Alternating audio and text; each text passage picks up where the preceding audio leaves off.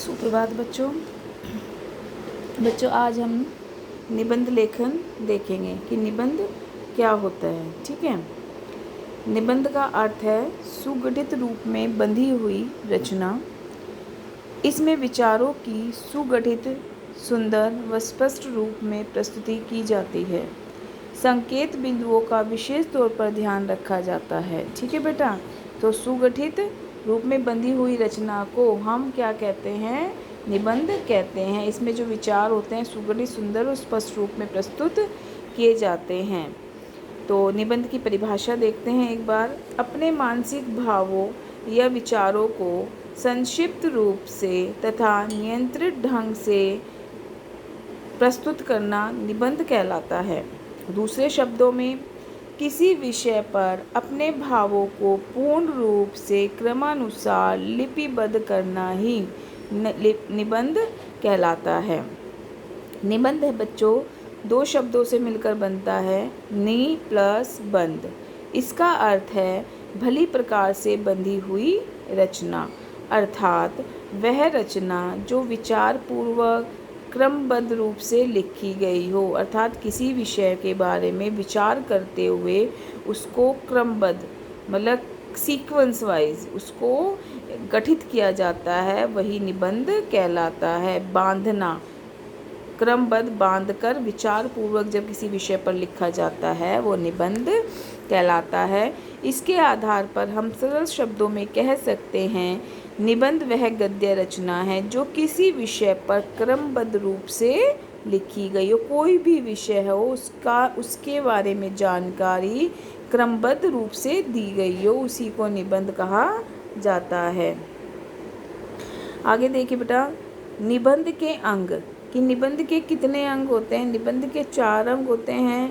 पहला शीर्षक, दूसरा प्रस्तावना, तीसरा विषय विस्तार, चौथा उपसंहार। शीर्षक मीन्स जो निबंध हम लिख रहे हैं उसका टाइटल शीर्षक क्या होगा, यानी कि वो समसामयिक भी हो सकता है। ठीक है, वो किसी भी विषय पर वर्तमान समस्या से संबंधित हो सकता है, वैल्यू बेस्ड हो सकता है निबंध का जो टाइटल हो सकता है। किसी भी उस पर अगर निबंध है उसको हम टाइटल कहते हैं, शीर्षक कहते हैं कि हमें इस शीर्षक पर निबंध लिखना है। प्रस्तावना, पहले हम क्या करते हैं, किसी भी विषय पर लिखने से पहले उसका थोड़ा सा प्रस्तुतिकरण करते हैं। ठीक है, उसको किसी दूसरे विषय से जोड़ते हुए तब हम उसके मुद्दे पर आते हैं। तो वो जो बात हम स्टार्टिंग में करते हैं उसको थोड़ा सा अलग किसी बात से जोड़ते हुए तब हम उसकी प्रस्तुति करते हैं। फिर विषय विस्तार, फिर जो निबंध हमें जो शीर्षक दिया हुआ है उसका विभिन्न बिंदुओं के आधार पर विषय का विस्तार किया जाता है। तो उसमें बिंदु दिए जाते हैं कि इन बिंदुओं के आधार पर कि विषय के अंदर क्या लाभ है, क्या हानि है, क्या क्या हो सकता है, ये सब विषय के विस्तार हो। वो जो शीर्षक है उसका विस्तार रहेगा। उपसंहार होता है बच्चों निचोड़, कि जिस विषय पर जिस बारे में हमने लिखा है उसका सारा कुछ निचोड़ अंत में हम उपसंहार में डालते हैं। ठीक है बेटा, तो ये अंग है, इस तरह हम एक निबंध लिखते हैं। अब निबंध के अंग को थोड़ा सा हम विस्तृत रूप में देख लेते हैं। अभी तो मैंने आपको बताया शीर्षक आकर्षक होना चाहिए ताकि लोगों में निबंध पढ़ने की उत्सुकता पैदा हो जाए। परंतु यदि आप परीक्षा में बैठे हैं तो आपके शीर्षक पहले से ही दिया गया होगा। ठीक है, यदि आप अपने आप से कोई शीर्षक लेके लिखेंगे तो आप अच्छे वाला विषय सेलेक्ट कर सकते हैं और तब आप उसके बारे में लिखें ताकि जो पढ़ने वाले हैं वो उसकी तरफ आकर्षित हों। लेकिन अगर आप निबंध पेपर में देने के लिए बैठे हैं तो आपको पहले से ही निबंध का शीर्षक दे दिया जाएगा। ठीक, प्रस्तावना, निबंध की श्रेष्ठता की यह नींव होती है। नींव मतलब आधार होता है। इसे भूमिका भी कहा जाता है। यह अत्यंत रोचक और आकर्षक होनी चाहिए क्योंकि जब स्टार्टिंग ही अब हम खाना खाते हैं, अगर खाने का प्रेजेंटेशन ही अच्छी नहीं होगी तो हम उसके बारे में थोड़ा अनुमान लगा लेंगे, ये तो ऐसा ही होगा खाना। लेकिन अगर वही बात निबंध की है, अगर निबंध की प्रस्तावना अच्छी तरह से प्रस्तुत नहीं की गई तो आगे पढ़ने में हमें मज़ा नहीं आएगा। तो यही बात है कि यह अत्यंत रोचक और आकर्षक होनी चाहिए, परंतु यह बहुत लंबी भी नहीं होनी चाहिए। भूमिका इस प्रकार की हो जो विषय वस्तु की झलक प्रस्तुत कर सके, यानी कि विषय वस्तु यानी कि जिस विषय में लिख रहे हैं, जिस टॉपिक हमने लिया है उसका थोड़ा बहुत छोटा रूप आपको प्रस्तावना में नज़र आना चाहिए। इसलिए लंबी नहीं होनी चाहिए, आपको प्रस्तावना से ही पूरा विषय वस्तु का ज्ञान हो जाना चाहिए, जो कि पाठक को निबंध पढ़ने के लिए प्रेरित कर सके। निबंध की शुरुआत किसी सूक्ति, श्लोक या किसी उदाहरण से करनी चाहिए। समझ आया कि निबंध हमेशा अट्रैक्टिव होना चाहिए, और अट्रैक्ट करने के लिए, इम्प्रेसिव बनाने के लिए उसमें कोई भी कोटेशन, कोई भी सूक्ति, कोई श्लोक या कोई भी उदाहरण, एग्जाम्पल देते हुए अपनी बात को प्रस्तुत करना चाहिए। ठीक है बेटा, समझ आ गई। तो ये निबंध के 4 अंग हैं। इसमें फिर विषय का विस्तार आ जाता है।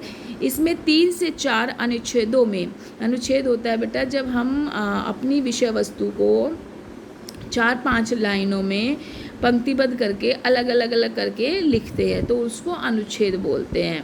ठीक है, तो इस जो विषय का विस्तार है, इसमें 3 से 4 अनुच्छेदों में विषय के विभिन्न पहलुओं पर अपने विचार प्रकट किए जाते हैं। प्रत्येक अनुच्छेद में एक एक पहलू पर विचार लिखा जाते हैं।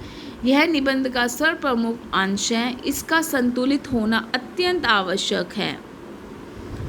यही निबंधकार अपना दृष्टिकोण प्रकट करता है। जब कोई निबंध लिखना हो तो रफ लिख लेना चाहिए कि पहले क्या बताना है, फिर पॉइंट बना लो, इसके बाद उन्हें पैराग्राफ में लिखो। समझ आया कि कोई भी विषय पर अगर हम लिख रहे हैं, पहले हमें उसको रफ काम करना चाहिए कि हमें पॉइंट क्या लेने हैं, उसके विषय में क्या लिखना है, तब उसको पैराग्राफ रूप में देके हमें विषय का विस्तार करना चाहिए, और उसको हमें 3-4 अनुच्छेदों में अपने विषय को रखना चाहिए। उसके विभिन्न पहलुओं पर विचार प्रकट करना चाहिए।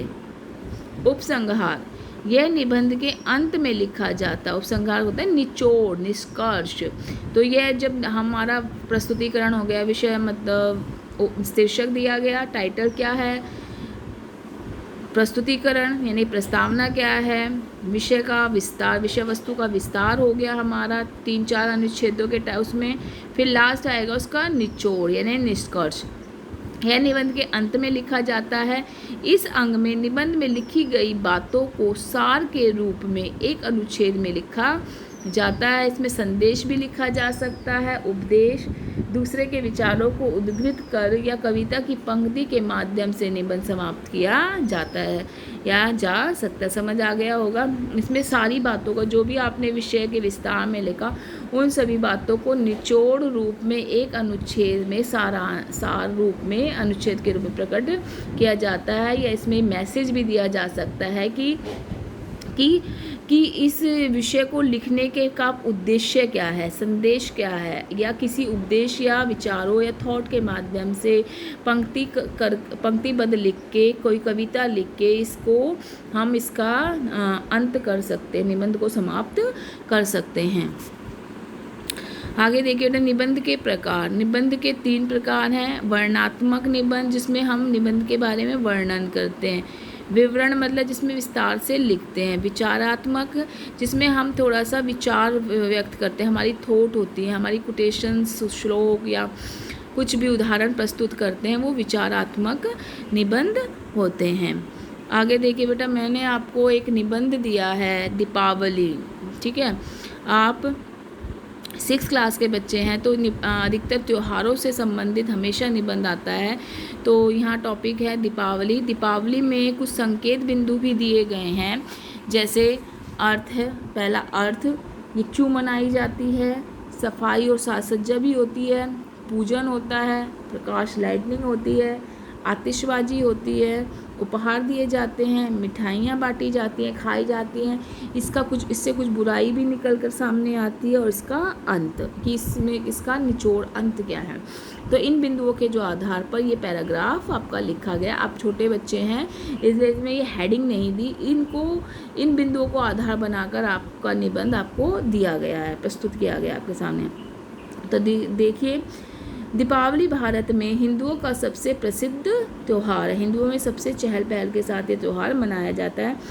अर्थ मतलब क्यों मनाया है, यह कार्तिक मास की अमावस्या को क्यों मनाया जाता है। अर्थ, इसका अर्थ ये है और क्यों मनाया जाता है अर्थ कि यह कार्तिक मास की अमावस्या को मनाया जाता है। दशहरा आते ही लोग दीपावली की तैयारियां प्रारंभ कर देते हैं।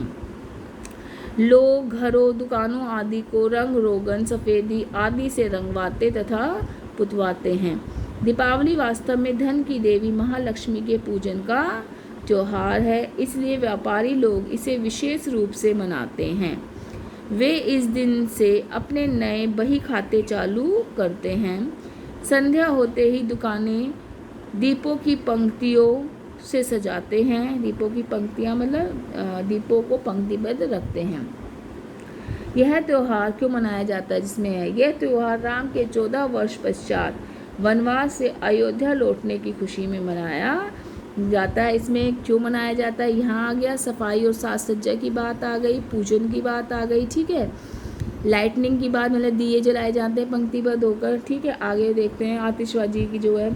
इस दिन हिंदुओं के घरों में धन की देवी लक्ष्मी की पूजा होती है। लोग लक्ष्मी पूजन करके मिठाइयाँ खाते तथा बांटते हैं। इस दिन बाजारों की सजावट शोभा देखने योग्य होती है। यूँ तो दिवाली के कारण सभी का व्यापार खूब चलता है, परंतु रंग रोगन, सफ़ेदी, मिठाइयाँ, बर्तन, कपड़े, पटाखे, खिलौने तथा बिजली के सामान आदि की विशेष रूप से बिक्री होती हैं। अब बुराइयाँ भी आया है, तो यहाँ कुछ लोग जुआ खेलकर तथा शराब पीकर इस त्यौहार की पवित्रता भंग करते हैं। तो यहाँ एक बुराई निकल कर आ रही है कि लोग इसमें क्या करते हैं, इस त्यौहार को गलत तरीके से भी मनाते हैं, जैसे कि जुआ खेलना या शराब पीना। इससे इस त्यौहार की जो पवित्रता है वो भंग होती है। यह दुराचार है। दुराचार मतलब ये अच्छा आचरण दुराचार है, अच्छा आचरण नहीं है।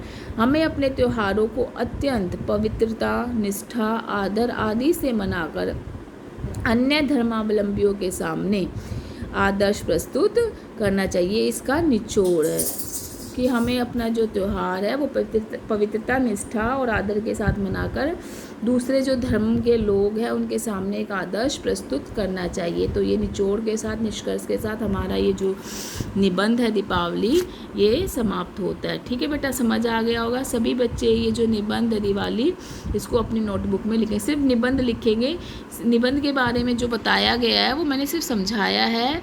आप सिर्फ दीपावली निबंध लिख के, ये पॉइंट्स लिख के और इस निबंध के बारे में लिखेंगे।